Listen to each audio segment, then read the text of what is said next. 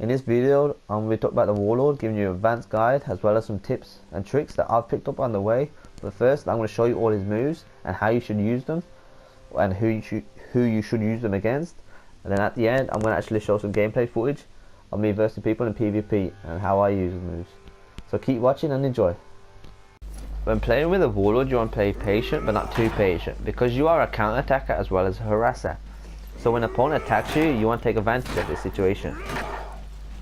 I'm going to show you one of his combos for parry. As you can see, once I parried his attack, I punched him in the face with my shield, which took more of his stamina away, then followed through with a heavy attack. You can do this by parrying an attack with your heavy attack, and then tapping the square, which is the shield punch, and then pressing heavy attack, which is that dash from the side, heavy attack. You can also mix it up with a light attack, but I don't see no point in a light attack, because the light attack does barely any damage, unlike the heavy attack. The light attack is just a quick stab to the chest, like that. That's all it is. There's no point of it. Not that stab at the end. That's all it is. No point. Another combo you can use is once you do it, block break, and then drag them to the floor. They have no stamina. Take advantage. That is the heavy attack parries done. Now I'm going to show you the light parries. Once you parry an attack with a light, you do an instant hit after, like I'll show. There, that was instant hit. He can't block that one. Unlike the heavy attack, he can block it, because once I parry him and punch him in the face and then do that last heavy attack, like I'll show you, he can block that heavy attack at the end, but he can't block this light attack. Light attack is too quick.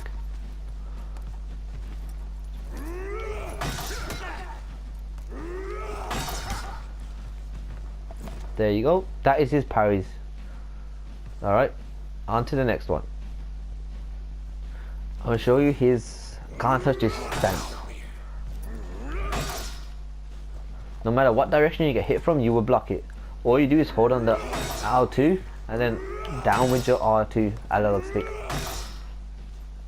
They cannot hit you no matter what, unless they guard break you, but the beauty of this thing is, once you attack, bang, you can come out with a heavy attack straight away.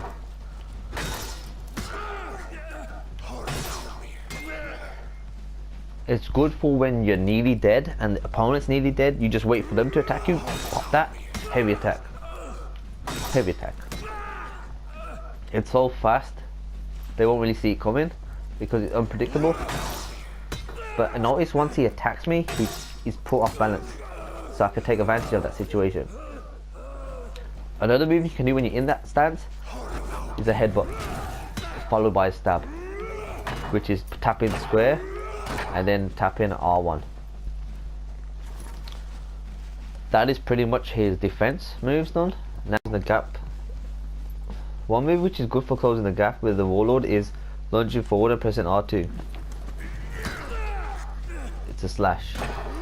It is a heavy attack, so if someone else tries to attack you, they can't interrupt you out of it. So you can just lunge forward, R2. See, you tried guard breaking me there and it still didn't work.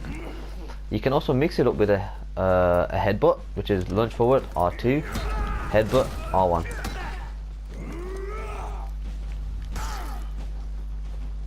Lunge forward, R2, headbutt, R1. That is a combo you can use. It's good for initiating a fight as well. Now I'm going to talk to you about attacking. The Warlord is pretty basic with his attacks. He has a light attack and a heavy attack. That is all a Warlord has. A light attack, heavy attack. That's the only combo you can do. Or a heavy attack, light attack.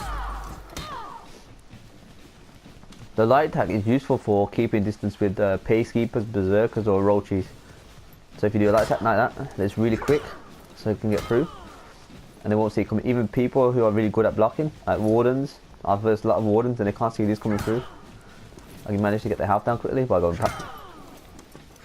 But when you're doing this, make sure you ain't just staying here so they know you're going to come from the left. Mix it around. It's basic, but I see a lot of people who don't do this stuff. Another one is the heavy attack. It's really slow, can be parried, but remember when he does his heavy attack, it can't be interrupted. So if you're versing a berserker or rochi, one useful thing is, or peacekeeper, when you do a light attack from the left, they tend to dodge right, and then so if you do a light attack, do a heavy attack right. Even though they might hit you with their light attack, you're hitting them with a heavy attack, which is a lot more painful. Alright, that's this attacking done. Now with the guard breaking. Guard breaking is so useful in fighting. You gotta guard break. Always do a heavy attack from above. Because I've been in situations where when I do a heavy attack from the side, it doesn't really go through. They block it. Like I'll show right now, it is slightly slower. See, it's a lot slower, so they can actually block that one. So you want to guard break them, heavy attack from above. If you get a guard break through. Another thing you want to use when in a fight, if someone's got a good defense, is by doing a heavy attack, cancelling it. So you do a heavy attack, cancel it, block break, heavy attack from above. To cancel your heavy attack, once you do it, you press circle. That normally works when you're versing other people as well. It makes them dodge. So if I'm versing a PC, if I do my heavy attack like that, they're going to dodge right. And I could quickly do a light attack, which I might end up parrying their light attack. So I get a free hit. It's really useful versing assassins. What makes the Warlord so unique is the fact that he can control a fight.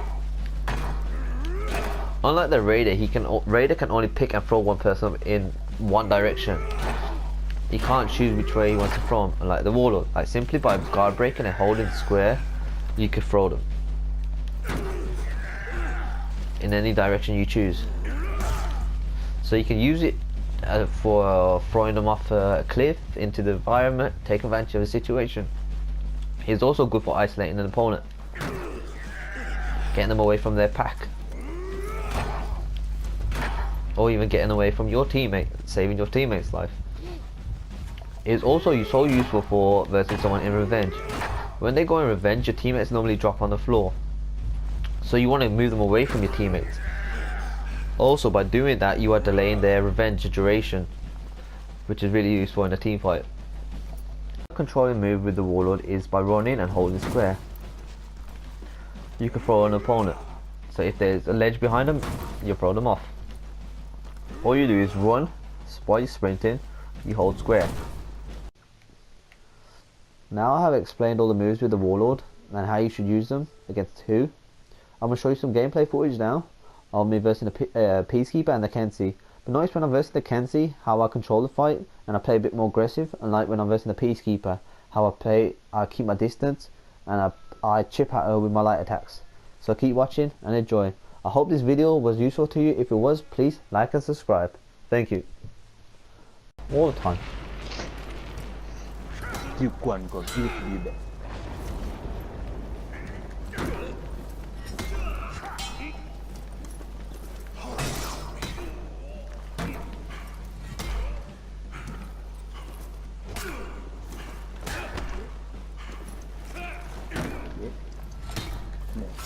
Got mine.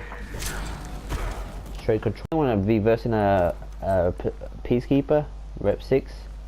I'm going to be using everything I've just taught you, so hopefully I'll do good.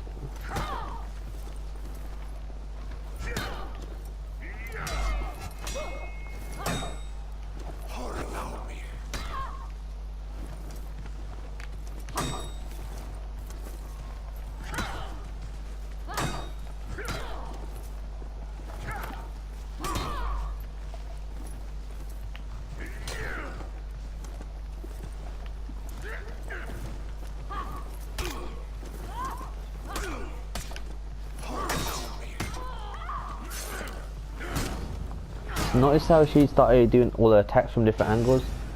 Normally that would get me off it, but because I'm in the Warlord, I can go into that little I'm taking a shit move, which blocks her attacks, and then you just come out with your heavy attack, which will get her if she has less life. What? She left? Fucking Chihuahua.